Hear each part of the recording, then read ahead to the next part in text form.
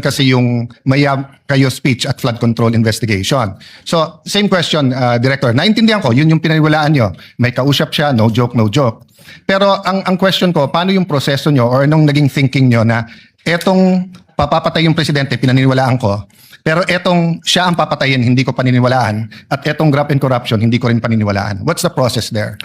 Well, ang proseso po dyan, ay tinignan naman natin, doon po sa pagbabanta niya, kung sa grave threat po yung pag-uusapan natin, alam naman po natin na yung threat na yan is absolute dahil nandoon naman po yung elemento eh. Doon naman po sa sinasabi namin na tuloy-tuloy na pag-iimbestiga dahil ito nga po ay umabot na sa level lang na naapektuhan ng national security, we take into context yung mismong sinabi niya na meron siyang kinausap at yung kanyang kinausap ay pumayag. Yung po kanyang sinasabi na kung papatayin ako, that is supposed to be na statement niya sa aming pong pananaw just to cover yung kanyang pagsasabi na siya may kinausap para patayin ang ating Pangulo. Okay, I won't argue with you, yun yung proseso nyo. But in the meantime, there were 3 statements. Massive corruption, kung papatayin siya, patayin. So, focusing dun sa patayin yung 3 kung papatayin siya. In the meantime, tumutuo yung yung massive corruption lumabas afterwards, di ba? So, just one other point. At the beginning of the prosecution's questions to you, and I think the defense had a question about what can you investigate. Can you repeat your answer? As the NBI director and the NBI can investigate, did you say all crimes o yung mga Lahat po ng mga pumapasok sa amin na mga krimen ay amin pong pwedeng imbestigahan, mutuo proprio. Ganon din po yung mga krimen na meron pong nagreklamo na araw-araw na may pumupunta sa aming tanggapan para magreklamo. Ito po yung aming inimbestigahan. At meron din pong mga inimbestigahan kami na inutos po ng Department of Justice, and by the very nature under the Constitution po ng Office of the Ombudsman, they can delegate the National Bureau of Investigation to... So as a general rule, you can investigate any crime motu proprio? More than the investigation of the crime is also the protection of our nationals. Yes. Saka po siyempre siguraduhin na promote ang ating demokrasya, hindi nakukompromiso. Yes, but sa investigation lang. So you can investigate any crime? Tama po. Yeah. Isn't that against the Republic Act 10867? The statute that gives you power?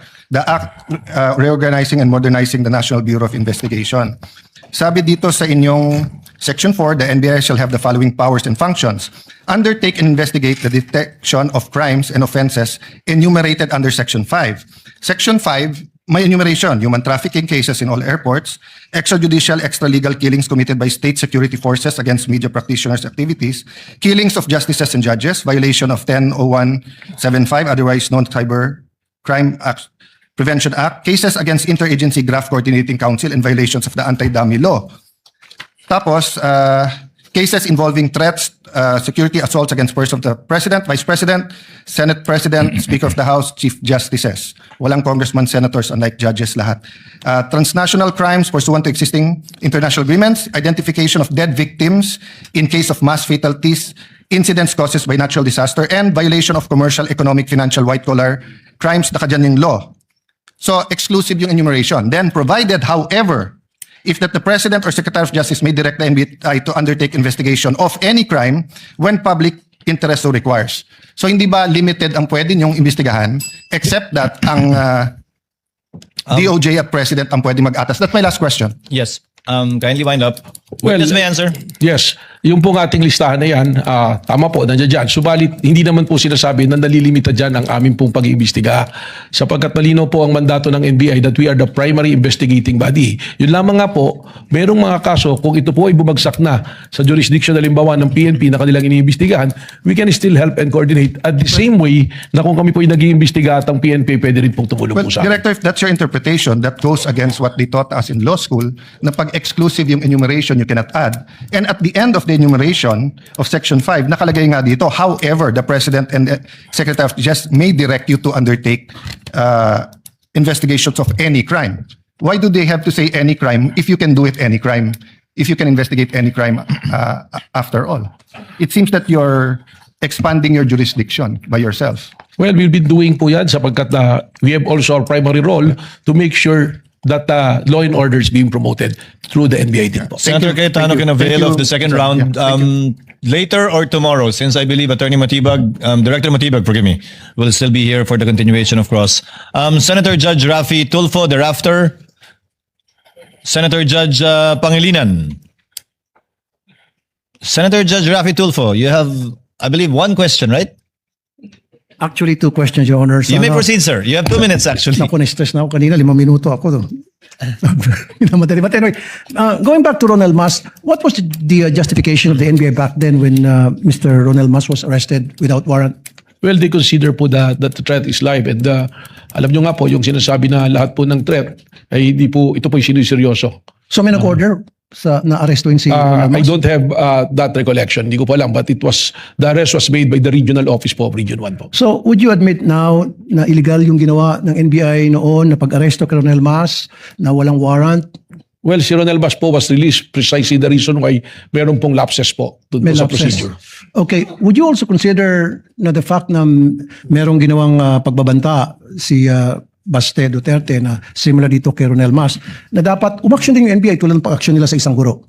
Kaya katunayan yan nga po yung aking binabanggit na tuloy-tuloy po yung investigation sapagkat alam nyo po yung warrantless arrest, lesson nga po dyan kay Romel Mas yan na dapat po kasi immediate po yung pong pag-aresto. Pag yan po ay lumipas na, hindi na po tayo pwedeng mag-aresto under the law sapagkat papasok po ito sa illegal arrest po. Last na lamang. So, make a comparison ngayon.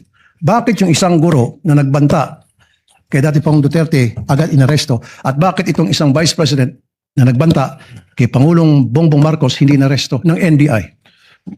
I can only second guess po na maaaring may pagkakaiba po ng proseso or tinitingnan po ang administrasyon ng panahon na yun at ng panahon po ngayon. Maraming salamat po.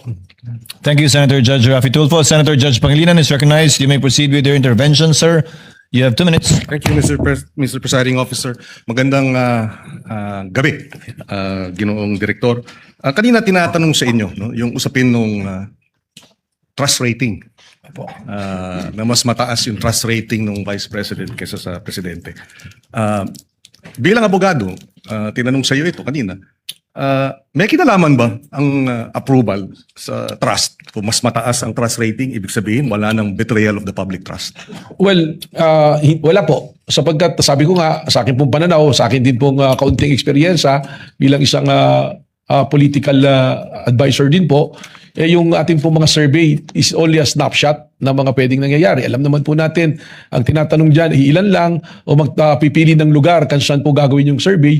Hindi po natin pwede itong maging basihan sa pag-imbestiga sapagkat pagkaganyan po yung ating ginawa, magkakaroon po tayo ng problema sapagkat ang mangyayari sa atin dyan, yung tinitingnan pala natin ay yung numero. At without accusing anyone, alam naman natin there are surveys that can be manipulated po.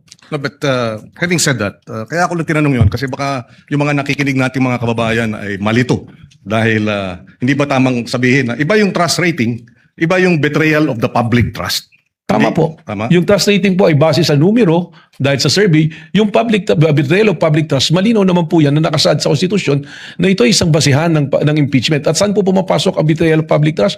Pag meron ka pong ginawa na pag-violate, not necessarily criminal, hindi kailangan ng conviction, kundi sinasabi po, pag tinignan natin yung discussion po ng ating Constitutional Committee ng ginawa yan, binabanggit nga po dyan yung betrayal of public trust, yung hindi mo pagtupad sa yung oath of office, that will qualify as a betrayal of public In trust. other words, negative yung trust rating mo o 100% yung trust rating mo, base sa batas, base sa konstitusyon, pwede kang ma-convict.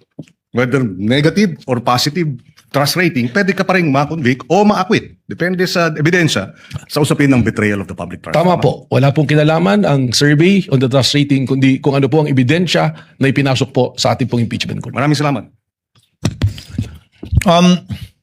Senator Judge Pia Cayetano is recognized for her interjections and interventions. You may proceed, ma'am, when you are ready, and you have 2 minutes.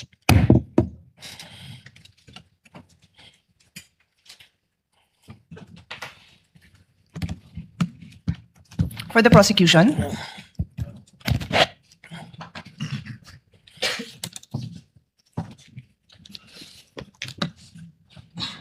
Do you consider Las Canas an important witness for you, for the prosecution? With all due respect, Your Honor, the purpose of the testimony is to present what transpired during the investigation of the Special Task Force.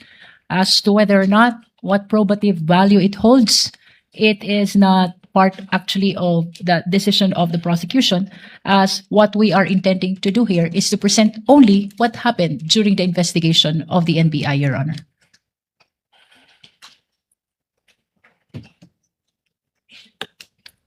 Mr. Presiding Officer, the rules of evidence are very clear.